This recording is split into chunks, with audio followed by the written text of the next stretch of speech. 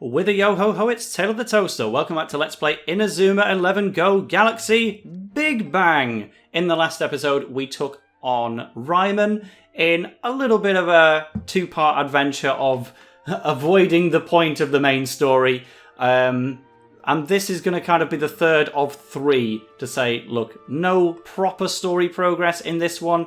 This is going to be almost entirely gameplay and teaching about stuff you can do on the side in the games, specifically competition routes. There'll be like 1 minute of story at the very end, but again, if you're looking to progress the plot, it's mainly going to be in the next episode, and this one is Let's Player Central for actually talking about the game, because if you want to level up your players, their moves, just get some items from various teams in competition routes that you can use for recruitment, this is where you want to head.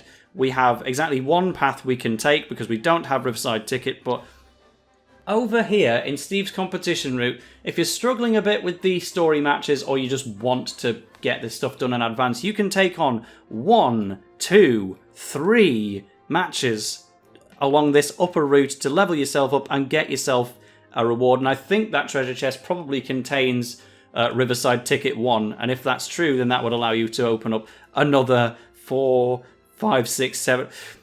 a lot of matches. Basically, the floodgates are open now. If you want to level up your team, this is the best way to do it. Do full-length matches against teams such as the Mask Warriors.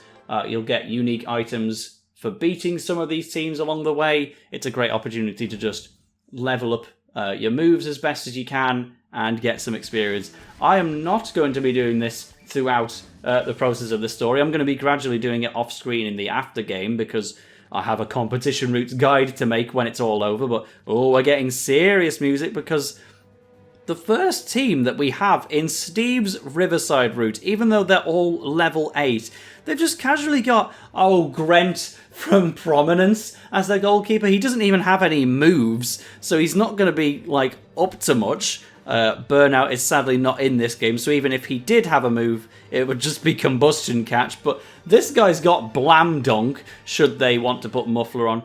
This is a team of Mask Wearers. Inazuma 11 Go Galaxy just predicting the global pandemic about 7 years early. But we'll not use this as an opportunity to ram agendas down our throats. Instead, what we're going to do is use this not just as a competition routes guide to show the benefits of S-ranking these guys. If we score 5 goals or more without letting another one past us, we'll get double experience for winning this. So the goal is to win by at least 5 goals. And that should be no problem. But I'm also going to use this to show off another special thing about fighting spirits.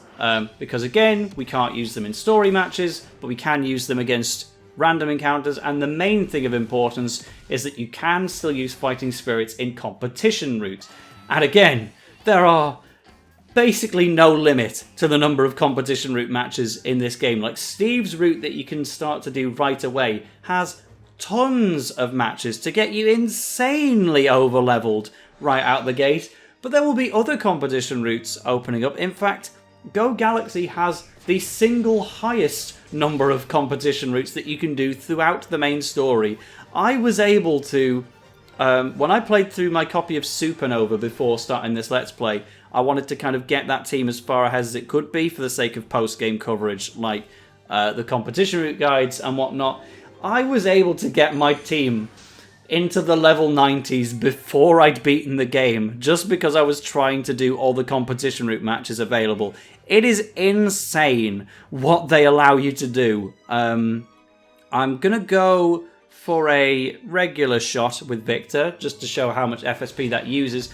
Quite a lot, to the point where Lancelot Lunge is not that much more expensive. Still 126 on a Fighting Spirit shot is more than most special moves would be able to put out. Lancelot Lunge is where the real power lies. That would probably be doing about 400 power. But what I'm actually showing off is Arian has his Fighting Spirit active. Victor has his Fighting Spirit active.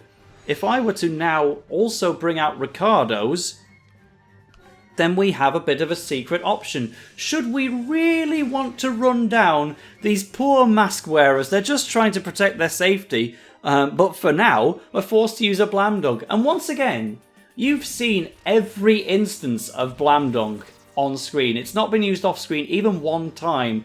It's already leveled up to version 2. I swear I've only used it about 5 times. And sure, this only applies to the cheapest moves in the game, but I love how easily some of them will actually level up. And Blam Dunk is going to be another one of those. But for now, by the way, Samba Strike coming back from Inazuma 11.3, that was Brazil's shot. It was never a long shot before, but now it is.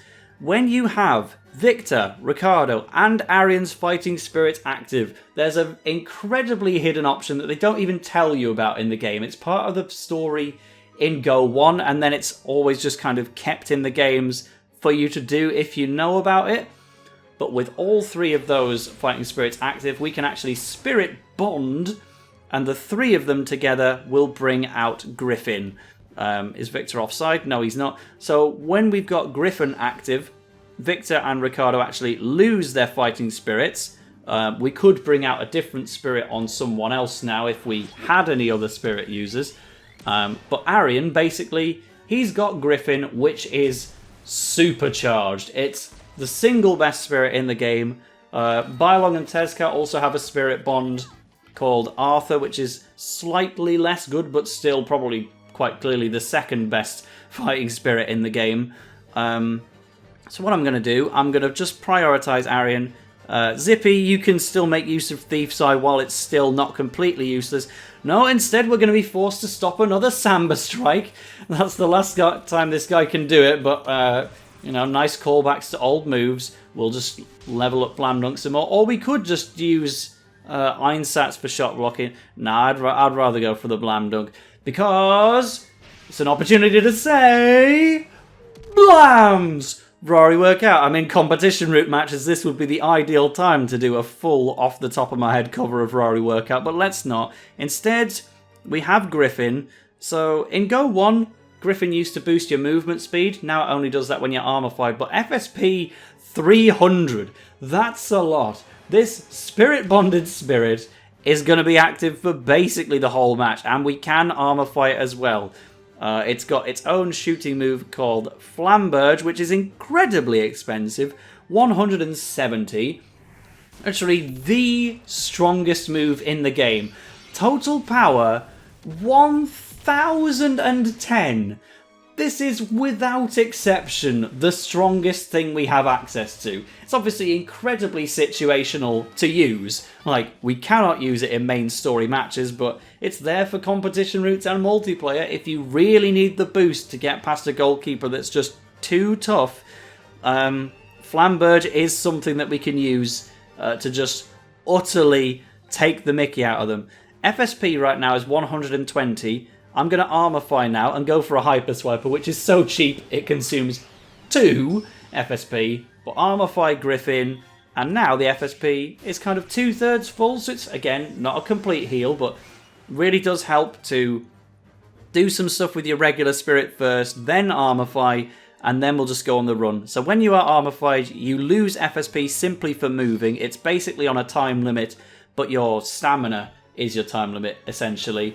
But again, Arian's moves, they're so cheap that we can just use a Zephyr shot at next to no cost, and 248 power. That is a lot stronger than it would have been if we were just using Arch Pegasus, and certainly a lot stronger than it would have been if we were using just Arian on his own. That's a new goal celebration that we picked up from a treasure chest in Rhyme, and I think that one's hip.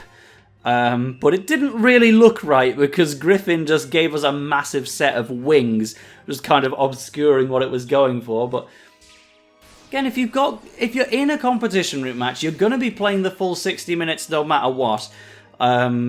You might as well just use your special moves as much as you can. Like, here, let's go for a Z-Zag, because this half is about to come to a close. I'm not sure we've got time to take another shot with Arian, but if we did, we'd probably be able to... Oh, we have already got the 5th goal. So we've S-ranked this within the first half. We've still got another half to play, but hey, they might get another Samba Strike now that they've healed. Blam Dunk might just fail entirely, but Griffon is just not going anywhere right now. It's... I mean, okay, so it's about to subside, but This is basically an Easter egg at this point. The game does not intend to tell you that Griffon exists.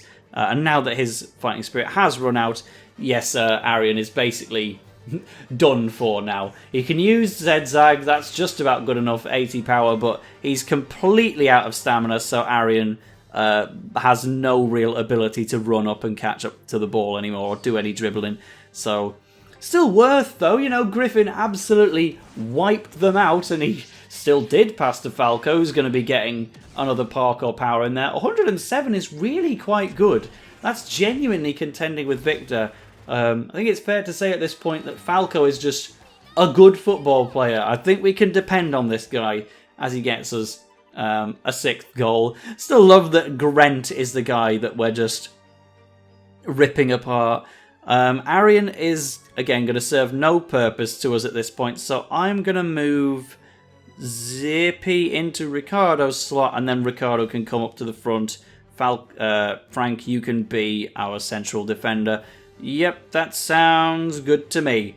So, Arian, you've done your bit. You can still be the captain, encourage everybody, but yes, that's the end. So, I'm going to press the spirit now to show off something else, once we're back in possession anyway. Fighting spirits. So the regular spirits have been buffed in the sense that they are now stronger in their moves to give you a purpose to use them, versus Chronostones where Armor Fi's moves were stronger anyway, so regular spirits were just kind of useless. So that's regular spirits have been buffed. Armor Fiing has been nerfed. It now lasts a little bit less time and moves consume more of your FSP, and obviously they're now not the strongest thing available. The main nerf to be aware of, for all kinds of spirits, there used to be this feature called Spirit Link, where if someone's spirit was exhausted, all 3 of these spirits have already been used. There used to be an option in the past 2 games where you could take a bite out of every single player's TP, the gauge that we use for just using regular moves like Doom Dive Drive and Thief's Eye and all of them. You could take a chunk out of everyone's TP to actually bring a spirit back for a second occasion. And it was completely broken, because other gimmicks that we're not even going to see throughout this main story, like Miximax, that was the main thing of Chronostones. I could have a Bylong on my team with his own spirit White Wyvern, and then his Miximax with Chuga Liang also gave him another spirit, Sicker, and then once he'd used both of those in a single match and used them as regular spirits and armor-fied them as well, I could also, after they were both done, I could then just Spirit Link and bring them both out again. I could use a single characters. I could use a fighting spirit 4 times in one match if I had the right combination of stuff unlocked. And that was just way too good. Like, Spirit Link I've never really agreed with as an idea. Like, because Go 1's story in the anime and the game was already way too focused around these spirits that I don't think people generally liked all that much anyway. It was just another gimmick on top of a gimmick, and I'm kind of glad it's gone. There are definitely times in competition route matches in the post-game of Supernova where I'm thinking, I could really do with a Spirit Link right now. It was definitely helpful, but it was too helpful, so it's for the best that it's now gone. Ricardo and Victor are certainly feeling a bit robbed that they brought out their fighting spirits in this match and then basically didn't get to use them in favour of Griffon, so a Spirit Link would not go amiss on them right now, but it's done with, so we're just going to use this as an opportunity to show off any remaining stuff that we've not showcased already. So we've seen Box Lock as a special tactic. How about we now go for a Virtuoso, seeing as we're in possession of Ricardo, and then I think at this point we can basically leave Tutorial of the Toaster behind, and when it gets to the next story match, which we're going to be heading towards in future episodes, we've got Upsy Daisy, which consumes 30 TP, and we've got Virtuoso, which takes up 50. Let's use Upsy Daisy because I recall it being really bad. Right now we're in the central square pretty much. Let's use this. We can technically afford another one. We're just kind of slightly closer to the goal, but also in the path of the defenders. Good job the defenders sucked, and we just strolled straight past them. We picked the right direction. yeah, I don't like that was something we explained all the way back in episodes 1 and 2. You can either pick left or right, and if you guess correctly, then great. You may be able to skip past them without even doing the actual blocking animation. Saves a bit of time in the match overall and just gets things moving nice and quickly. But if you guess wrong, you can still definitely get past someone. It's not a binary win or lose situation, just one is more helpful than the other. And with Falco, we picked the absolute best guess. It was a 50-50. Like, I'm not going to take too much credit for it. But let's see, if we pick right here, there are 3 players in our way. It's not going to let us pass in any situation there. That's just unwinnable for poor old Falco. But Buddy, you know, he guessed the right situation there, but still not good enough. I mean, that's not necessarily true. Guessing the right direction didn't necessarily mean I picked the best one. Just there are very few situations where I have seen a CPU just stroll straight past me in the same way that we can do to them. Our level advantage is obviously going to carry quite a lot of weight. There you go, Buddy. One last chance to bring an end to this competition match and tutorial mode. So I hope that wasn't too much of an info dump for you all, but it's nice to see Griffon in action. We are never going to use that ever again, but with an 8-0 win against the Face Maskers or whatever they're called, we will get double experience points as a reward for getting at least 5 goals, and hopefully we might get a nice little item drop as well. Sports shoes, mineral water, and a croissant. But the main thing, Victor has a new shooting move called Bicycle Blade. Trina also has a dribbling move, double touch, and Frank has got a blocking move, Fancy Footwork. All of those are going to be instrumental in the next match. So definitely, you probably want to be level 11 for the next story match. It's not going to be in the next episode. It's probably going to be in the one after because we've still got some story to come. So, Nimbly Mufflers, we will not be playing against you. But our current team level is... go on, let's save on screen. Let's be an absolute gangster. Playtime exactly 5 hours. It's going to go up to 5 hours and 17. So if I didn't know how long I'd been recording, the face cam says it's 17 minutes and 55 seconds. Yeah, we've got that. I was going in there to look at my team level. It's 13? Oh yeah, because I S-ranked the match and it gave me double experience. So I am completely over-leveled once again. We should not canonically have Bicycle Blade or Fancy Footwork at this stage, but I really wanted to show the competition route match, right? But Bicycle Blade, it's a long shot and it's void type, so it doesn't have to worry about the special move, the type element advantages and disadvantages. Why would they give him something this good at level 13? I've got no idea, but they did, so we'll be sure to see it sometime soon. Fancy Footwork is nice to see on Frank Foreman. It's not the only move in Inazuma 11 history called Fancy Footwork, but it is the only one called Fancy Footwork with a hyphen in it. Inazuma 11 Aries has a shot called Fancy Footwork, and it's actually one of my favourite moves in the whole show. To be honest, I really, really like it. But Frank's Fancy Footwork is also nice as well. Let's just have a catch-up on these. We saw Emperor Penguin number 2, difficulty 200. That was way too much for Lucian, and that's why his move failed. Samba Strike is now a long shot, but it's really not very strong anymore. At least it's stronger than Sonic Shot. That one's just a bit of a meme.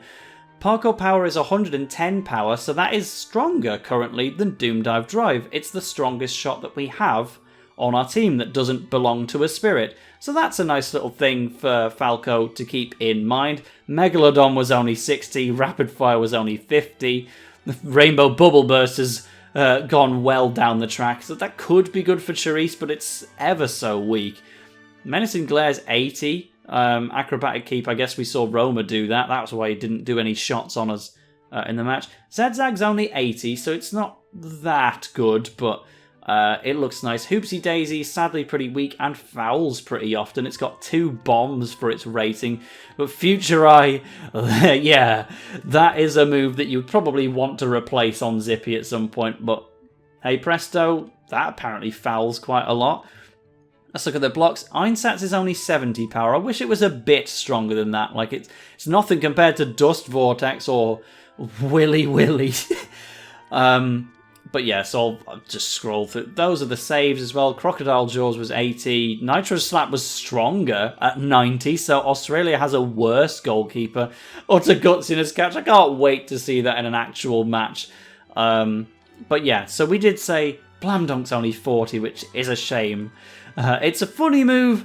It's not necessarily a good one, but there you go. We've got FSP is 100 for Archpegasus, 110 for Maestro, and 100 for Lancelot. But if you can bring out Griffon within a match, Flamberge, 350 power. 350 power is the power of the spirit itself, I think.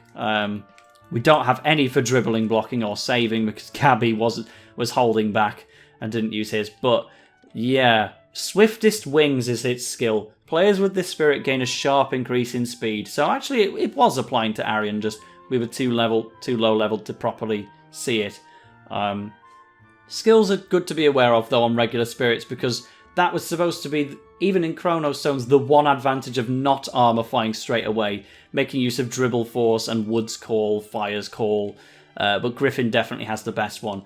So, right, we've saved. Let's do exactly 1 minute of story to close off this match, and then we'll say goodbye, because I'm still trying to kind of keep to the structure of 1 in-game day per video. This one has been 3 videos for 1 in-game day, but let's at least finish it.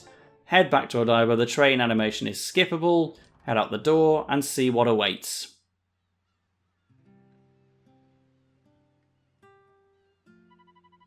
That'll be enough for today. Everyone go and rest for tomorrow's training. Thank you for everything.